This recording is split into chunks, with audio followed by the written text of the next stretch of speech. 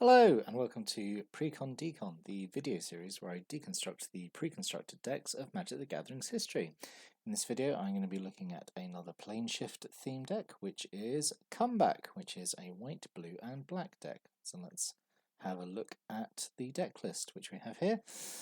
So 30 creatures, which is huge, 3 instants, 3 enchantments, 1 artifact and 23 land, and mana curve off to the side there as usual. So let's start looking at all these creatures. So, big theme of this deck is enters the battlefield abilities, or comes into play, as it is here on these older cards. Yeah, and a lot of ways of getting stuff back into your hand, so be able to replay them and get value that way. So we have an Honourable Scout. This gains you life for each black and or red creature an opponent controls when you play him, which is alright, I suppose, for just 1 mana.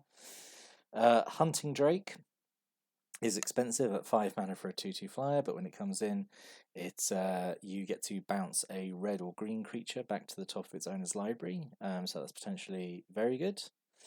2 Ravenous Rats, classic Ravenous Rats, just comes in, opponent discards a card, and Vidalian Merchant, who comes in and does a loot effect, so you draw and then discard. These are all fine. And then weirdly we have Phyrexian Bloodstock, which has a leaves play ability. You destroy a white creature. That's okay, I guess. Yeah. So a big theme of the deck we'll get to later. This creature's just here now to sort of demonstrate the ability. Sawtooth Loon is one of these creatures introduced in Planeshift, which is they're nicknamed gating creatures.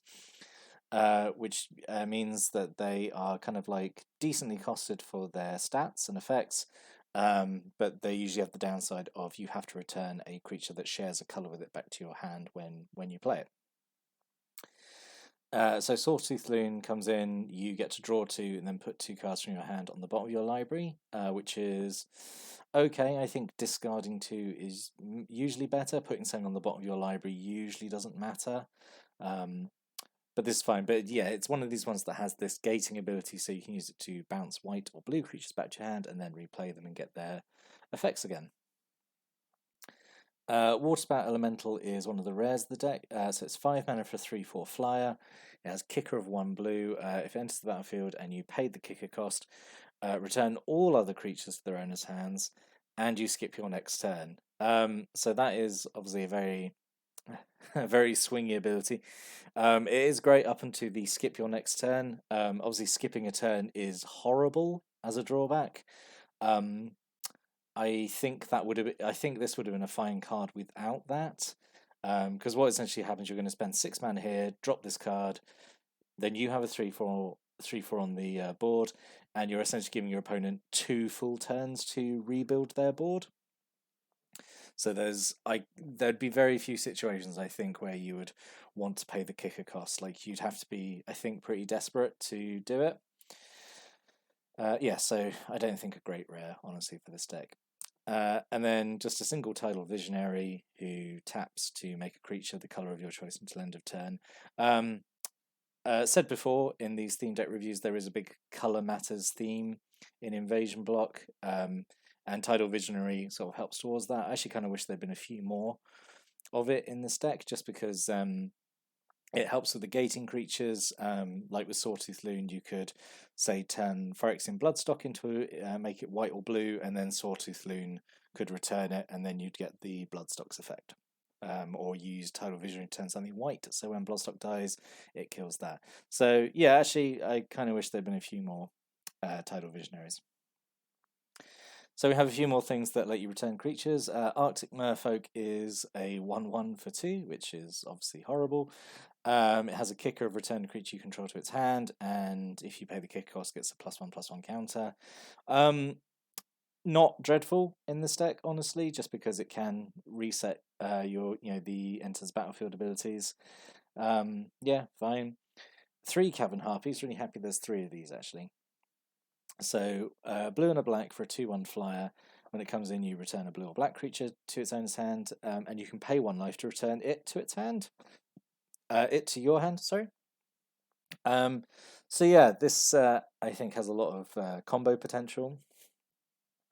The fact that it can return itself to your hand is pretty good. It means you can like dodge removal, and you can kind of reset it to play it again to bounce one of your own creatures back. So yeah, I think Cavern Harpy's pretty decent. We have Marsh Crocodile, who's a 4 mana for a 4/4 with gating. When it enters the battlefield, each player discards a card. So it is a symmetrical discard, which I think at that price it doesn't need to be. I think that could be just like an opponent discards 1. But again, with symmetrical effects, you can always play around it because you know when you're going to cast it. And I think there's kind of enough chaff in this deck that you could discard something and it would be fine. But yeah, this is maybe not one you'd want to keep repeating back, although it is, it's one of the bigger bodies in the deck at 4/4. And then Silver Drake, this is just a 3/3 flyer for 3, and just with gating, nothing else. But fairly solid. And then we have some more creatures which are just kind of here to sort of fill the gaps. So Nightscape Familiar is one of the familiars introduced into the set. So all the familiars make spells of their allied colours cheaper and usually have another ability. So Nightscape makes blue and red spells cheaper, and he has regeneration, which makes him very good. Cost reduction and being able to stick around for a long time, like serves as a good chump blocker. So Nightscape Familiar is pretty good. Stormscape Apprentice. I think it's a rare time when we have an apprentice in one of these theme decks where you actually have the mana to use both their abilities. So 1 white tap to tap target creature, or 1 black and tap to make a player lose 1 life. Those are both, I think, pretty good abilities just to have on a 1/1 for 1. The white abilities I feel is like probably the better one, but the black one is useful as well. It just means he can stay off to one side and just sort of chip away. We also have a Stormscape Battle Mage. So 2 colors and a blue for a 2/2. It has 2 kicker abilities. The white one just gives you 3 life, which is probably not worth it. But the more expensive black ability is to destroy a non-black creature which can't be regenerated. Again, this is like a fine one to, I guess, bounce back to hand. And kind of, if you've got the mana going, because like to be able to do this and use both kicker abilities is a 7 mana, which is huge. But if you got to a point where you could reliably recast this, I think you'd be doing okay. And then 3 Stormscape Familiar, who's 1/1 flyer, and he makes white and black spells, 1 less to play. So quite a lot of cost reduction actually, which makes these kind of cheap, efficiently costed gating creatures even more appealing to play. And then we just have some random ones to fill space here. So Fairy Squadron is just 1/1 for 1. Has kicker. If you pay the kicker, it comes in with 2 cats. Has flying. Just I feel like it could have had flying without needing to pay the kicker cost, but whatever. Gleaner's Knight 2/2 for 2. Pro red. Yep. And then Guard Dogs. This is very weird and not great in my opinion. So 4 mana for a 2/2. Already not great. And then 2 colors and a white tap. Choose a permanent you control. Prevent all combat damage target creature would deal this turn if it shares a color with that permanent. So yeah, I don't know. It's just a very long-winded way of just stopping a particular creature doing combat damage return. Not very good. I don't think Guard Dogs. Then some spells. So we have Confound, 1 color and a blue, counter target spell that targets 1 or more creatures, draw a card. I think that is pretty good. The fact that it is a hard counter, as in, it's not one of these, counter it unless your opponent does something. It is conditional. It only is going to stop stuff that targets creatures, but that stops your opponent putting an aura on something or buffing one of their creatures, and to draw a card off it as well. I think Confound's actually pretty good, and it shows up in pretty much every blue theme deck from now on in Invasion block. Dromar's Charm. So this is another cycle in the block of each of the what are they called, primeval dragons. who were introduced in Invasion, which was Daragast, Dromar, Crosis, Rith, and Travar. In this set, they all got a charm. Charms are really great. I think they're really good. I was going to say fantastic design. They're not fantastic design. They are good, and I generally like seeing them. It's just a fun way to whack 3 effects on there, which are kind of like, they're worth maybe a card on their own, but having this kind of flexibility, putting 3 effects on a single card is really good. And I think these effects are all good. Gaining 5 life, or countering a spell, or giving a creature -2/-2 until turn. Like, all those effects are useful, but obviously at different kind of stages of the game. I find this art really funny as well, that that Dromar, like this big scary dragon, has like this nice brooch of an old woman. Sure. It's just very weird. I think actually because I think all the charms have been reprinted in Commander products. I think this was maybe the only one that got new art, because it's so weird. They just has this little medallion. Anyway, Slay. Destroy a green creature, can't be regenerated, and draw a card for 3.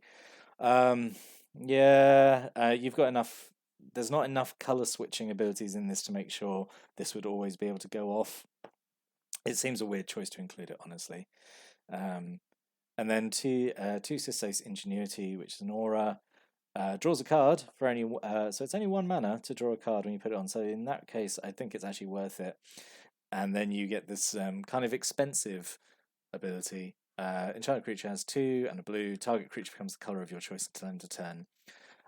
So yeah, I mean, I think that's fine. Just if it didn't draw a card, I think it'd be pretty bad. But as it replaces itself when you play it, I think it's all right. And then the other area of the deck is Planeswalker's Scorn. So this is a cycle of rare enchantments, and they all have this ability where you pay a certain amount of mana, an opponent reveals a card at random from their hand, and you get an effect based on the mana value of that. So Planeswalker's Scorn gives something -X/-X, and all the others do obviously stuff. Yeah, they're not great. I don't think the Planeswalker's enchantments. But this one's okay. The thing is, it relies on what your opponent has in hand. If this cared about what you had in hand, it would be, I think, a lot better, because then you've got more control over it. But there is the chance of this, you're paying 4 mana and it does nothing. So yeah, but at least you can see what the mana value is before you choose a target, I guess. But yeah, it's not great. 1 mana Silex, just for mana filtering. It's fine. In 3 color, when you have no green, then yeah, I think that's perfectly fine. 2 Dromar's Cavern. So this is the original Tri-lands, these dragon layers. So when it comes into play, you have to sacrifice it unless you bounce a non-layer land back to owner's hand, and tap, add white, blue, or black to your mana pool. This is actually, I didn't think these were okay. I thought the more recent Tri-lands would have kind of invalidated this, but it comes in play untapped, which is not awful, honestly. So you can use it straight away, but obviously it sets you back a land anyway, because yeah. So I think it's all right. It's all right for the time, at least. And then a bunch of other non-basic lands. So Terminal Moraine is kind of like the grandfather of like Terramorphic Expanse and Evolving Wilds and all those. It costs mana to sack it and search for a basic land, but it can tap for colorless mana on its own, which is all right, I guess. Ancient Spring comes in tapped. Tap to add blue or sack it to get white and black. That's okay. And then Coastal Tower and Salt Marsh, which are just fairly standard dual lands. So it could have been. Overall, I think this deck's actually all right. It has a strategy and it sticks to it, I guess. Abusing comes into play effects. Urborg Emissary would have been nice, just because that's a card with a kicker ability, and when you kick it, you get to bounce something. So that would have been a good thing to keep putting back into your hand and replaying.